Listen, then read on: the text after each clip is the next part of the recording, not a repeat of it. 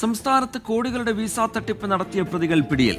Dolcy Josephine, Saju, ഇവരുടെ മകൻ രോഹിത് സജു എന്നിവരാണ് പിടിയിലായത്. കാനഡയിലേക്ക് പോകാൻ സഹായം വാഗ്ദാനം ചെയ്തായിരുന്നു തട്ടിപ്പ്. അജീഷ് ജയകുമാർ വിവരങ്ങളുമായി തിരുവനന്തപുരത്ത് നിന്ന് ചേരുന്നുണ്ട്. അജീഷ്, എന്താണ് ഇതുമായി ബന്ധപ്പെട്ട് ലഭ്യമാകുന്ന വിവരങ്ങൾ? ഇവർ തട്ടിപ്പ് നടത്തിയത് എങ്ങനെയാണ്? പിന്നീട് അതിന്റെ ചുരുളഴിയുന്നതും പ്രതികൾ വലയിലാകുന്നതും എങ്ങനെ? അജീഷ് ജയകുമാർ. ശ്രീജിത്ത്, ഈ ശാസ്തമംഗലത്തുള്ള ബ്രൂക്ക് പോർട്ട് എന്ന ഒരു സ്ഥാപനം, ഇതുവഴിയാണ് ഇവർ ഒരുപാട് ആളുകളിൽ നിന്ന് ലക്ഷങ്ങൾ വാങ്ങി തട്ടിപ്പ് നടത്തിയെന്നാണ് പറയുന്നത്. ഞാനിപ്പോൾ നിൽക്കുന്നത് മ്യൂസിയം പോലീസ് സ്റ്റേഷനിലാണ്. ഇവിടെ മാത്രം അവർക്കെതിരെ 4 കേസുകളുണ്ട്. ഇങ്ങനെ 2 പേരെയാണ് പോലീസ് അറസ്റ്റ് ചെയ്തിട്ടുള്ളത്. ഡോൾസി ജോസഫൈൻ, ഇവരുടെ മകൻ രോഹിത് സജു, ഇവർ 2 പേരെയുമാണ് മ്യൂസിയം പോലീസ് ഇന്ന് അറസ്റ്റ് ചെയ്തിട്ടുള്ളത്. ഇവരെ അല്പസമയത്തിന് മുമ്പ് കോടതിയിൽ ഹാജരാക്കാനായി കൊണ്ടുപോയിട്ടുണ്ട്. അതേപോലെ തന്നെ തിരുവനന്തപുരത്തിന് പുറമെ മറ്റു ജില്ലകളിലും ഇവർക്ക് ഓഫീസുണ്ട് എന്ന് പറയുന്നു. ഇടപ്പള്ളിയിൽ ഇവർക്ക് ഓഫീസുണ്ടെന്ന് പറയുന്നു. അവിടെയും ഇപ്പോഴും റിക്രൂട്ട്മെന്റ് നടക്കുന്നതായിട്ടാണ് പറയുന്നത്. കാനഡയിലേക്കാണ് ഇവർ പ്രധാനമായും ആളുകളെ റിക്രൂട്ട് ചെയ്തത്. അങ്ങനെ ഈ പണം വാങ്ങി കബളിപ്പിച്ചുവെന്നാണ് പരാതി. ഏതാണ്ട് പല സ്റ്റേഷനുകളിലും ഇവർക്കെതിരെ പരാതി ഉണ്ടെന്ന് പറയുന്നു. അത് പല ജില്ലകളിലുമാണ്. എന്തായാലും ഈ 2 പേരെയും ഇപ്പോൾ പോലീസ് അറസ്റ്റ് ചെയ്തിട്ടുണ്ട്. കാനഡയിലേക്ക് പോകാനായി പണം വാങ്ങി തട്ടിപ്പ് നടത്തിയെന്നാണ് ഇവർക്കെതിരെയുള്ള പ്രധാനപ്പെട്ട ആരോപണം. എന്തായാലും മ്യൂസിയം പോലീസ് സ്റ്റേഷനാണ് ഈ 2 പ്രതികളെയും അറസ്റ്റ് ചെയ്തിട്ടുള്ളത്. അജീഷ്, ഈ ഒരുപാട് പേർ ഈ തട്ടിപ്പിന് ഇരകളായിട്ടുണ്ടോ? അജീഷ്, പോലീസ് പറയുന്നത് എന്താണ്?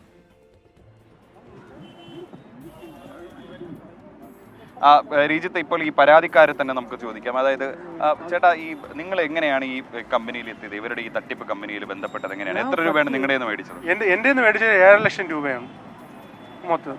നിങ്ങളിവിടെ ഈ ശാസ്തമംഗലത്തെ ഓഫീസിലേക്കാണ് പോയത്? ഞാൻ ശാസ്തമംഗലത്തെ ഓഫീസിൽ പോയി അവിടെ വെച്ച് എഗ്രിമെന്റ് സൈൻ ചെയ്തു. ആദ്യം 25,000 രൂപ അവർ അക്കൗണ്ടിലോട്ട് ട്രാൻസ്ഫർ ചെയ്തു. അത് കഴിഞ്ഞിട്ട് ബാക്കി ഓരോരോ പ്രൊസീജിയർ ആയിട്ടെന്നാണ് എൻ്റെ അടുത്ത് പറഞ്ഞത്. ഓരോ പ്രൊസീജിയറും പിന്നെ എല്ലാ പ്രൊസീജിയറും കഴിഞ്ഞ് ബാക്കി 2.5 ലക്ഷം രൂപ ടിക്കറ്റ് കൈ തരുമ്പോൾ തന്നാൽ മതി എന്നാണ് എൻ്റെ അടുത്ത് പറഞ്ഞത്. പക്ഷേ ഇടക്കാലത്ത് വെച്ച് വിളിച്ചിട്ട് പറഞ്ഞു ലോയർക്ക് ആ പൈസ പെട്ടെന്ന് തന്നെ ആവശ്യമുണ്ട്, അതുകൊണ്ട് ആ പൈസ കൂടെ പെട്ടെന്ന് അയക്കാൻ പറഞ്ഞു. അപ്പം നമ്മൾ വിചാരിച്ചു ജെനുവിൻ ആയിരിക്കും എന്ന് വിചാരിച്ചു. ആ കൂടെ നടന്ന ഒരു പ്രൊസീജിയർ എന്ന് വെച്ചാൽ ബയോമെട്രിക് മാത്രമാണ്. ഈ ബയോമെട്രിക് എന്ന് വെച്ചാൽ സാധാരണക്കാരനായ ഒരു മനുഷ്യർക്കും ബയോമെട്രിക് ചെയ്യാൻ പറ്റുമെന്ന് ഞാൻ പിന്നെ അന്വേഷിച്ചപ്പോഴാണ് നിലവിൽ അറിഞ്ഞത്. അത് മാത്രമാണ് ആ കൂടെ നടന്ന പ്രൊസീജിയർ.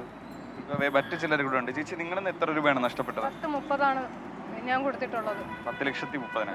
ഇവിടെ കാനഡയിലേക്ക് പോകാൻ തന്നെയാണ്?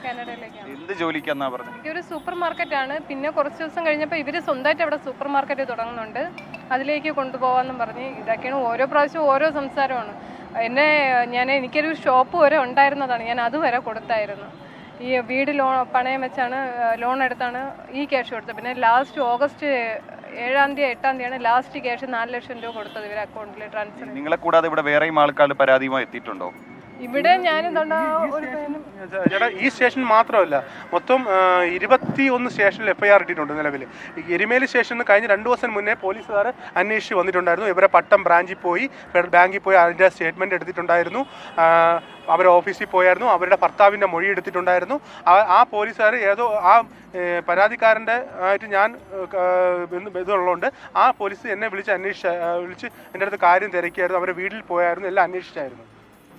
അപ്പം അതാണ് ശ്രീജിത്ത്. ഇവരെ കൂടാതെ തന്നെ പലരും പല സ്റ്റേഷനുകളിലും ഇവർക്കെതിരെ പരാതി നൽകിയിട്ടുണ്ട്. അങ്ങനെയാണ് ഇപ്പോൾ ഈ 2 പ്രതികളെയും ഇപ്പോൾ മ്യൂസിയം പോലീസ് അറസ്റ്റ് ചെയ്തിട്ടുള്ളത്. എന്തായാലും ഇവർ 2 പേരെയും കോടതിയിൽ ഹാജരാക്കി ഇന്നു തന്നെ റിമാൻഡ് ചെയ്യും. ശരി, അജീഷ് ജയകുമാർ വിവരങ്ങൾ നൽകുകയായിരുന്നു. സംസ്ഥാനത്ത് കോടികളുടെ വിസ തട്ടിപ്പ് നടത്തിയ പ്രതികൾ പിടിയിലായിരിക്കുകയാണ്.